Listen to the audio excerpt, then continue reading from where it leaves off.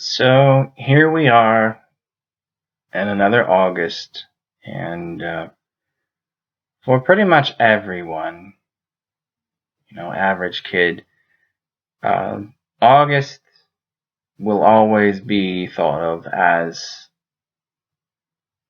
the month of that most dreadful events of any year in a kid's life, and that was, of course, back to school.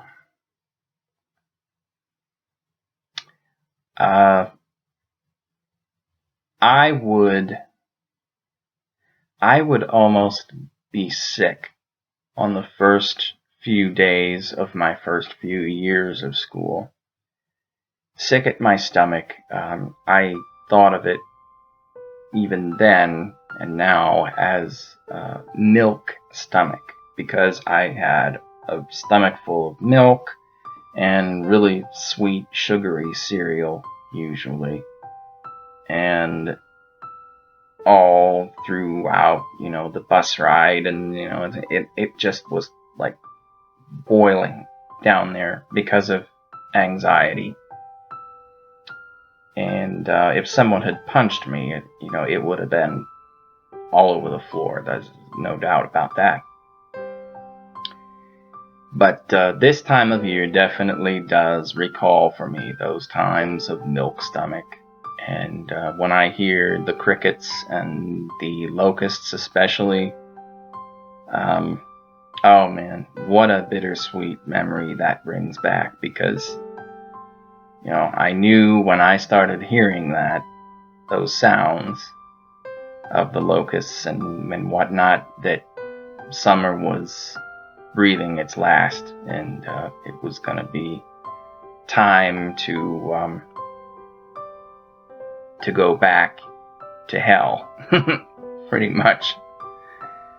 So I've decided to share my first day of school here, and exactly what that was like for me. I think most other people will be able to relate. Remember, I was an extremely hypersensitive kid.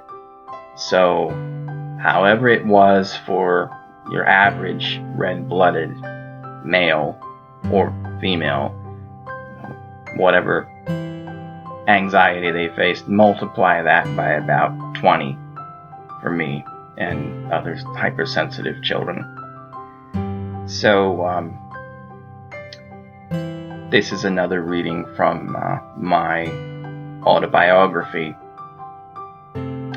I started school, kindergarten, at age 4 going on 5, which left me roughly a year younger than most of my fellow classmates. My parents' decision to push me out of the nest so early was based on my lack of opportunities to develop socially. I was an only child, and there were no others nearby in the rural area outside of Dalton where we lived, which my mother occasionally remarked might as well have been effing Egypt. Before this, however, I recall a short stint at preschool during which I alternately screamed for my mother and sat catatonic, staring at the other children as they made crafts and sang songs around the piano.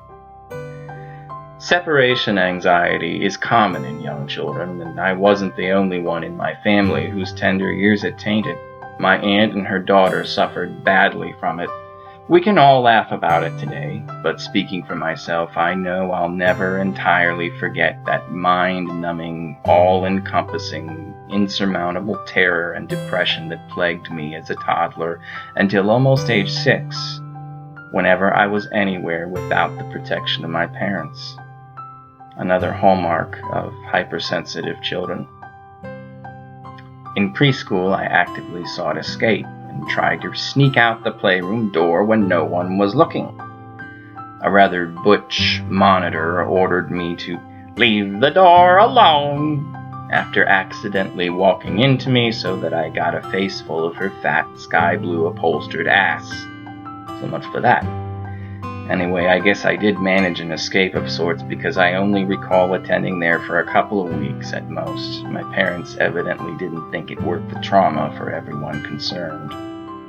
In retrospect, I have no idea why I acted up, carried on like this, or what I was afraid of in school or when left with certain family members or people with whom I was not familiar. That may have been part of it right there, the unknown. Even as an adult, the unknown frightens me more than almost anything else I could name.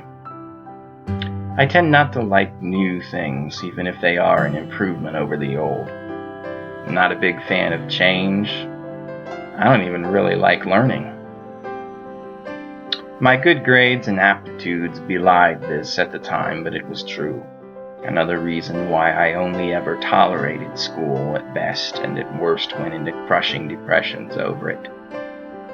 But I sure had everybody fooled, sometimes even me.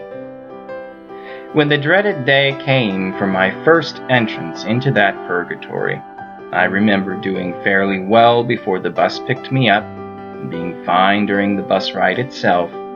How fascinated I was by that lever that worked the doors. But then I broke down the instant I entered the kindergarten classroom. It was raining that morning and the room was dark. I don't think the lights were on yet. Anyway, that's how the memory plays. My teacher, Mrs. Dance, for whom this was also a new experience as she was fresh out of college, spoke soothingly to me. "It's okay, honey. Come on in. You're going to be just fine," and guided me over to my tiny chair at a table, the blue table, as I learned. All classroom tables were color-coded, with 3 or 4 children my age.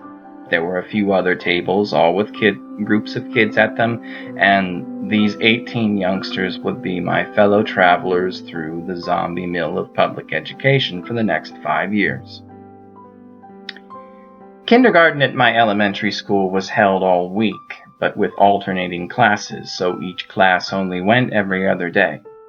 The fact that I got a day off after each successive exposure to this terrifying new world of strange children, stranger adults, and virtually unidentifiable food, which I wouldn't eat, helped somewhat.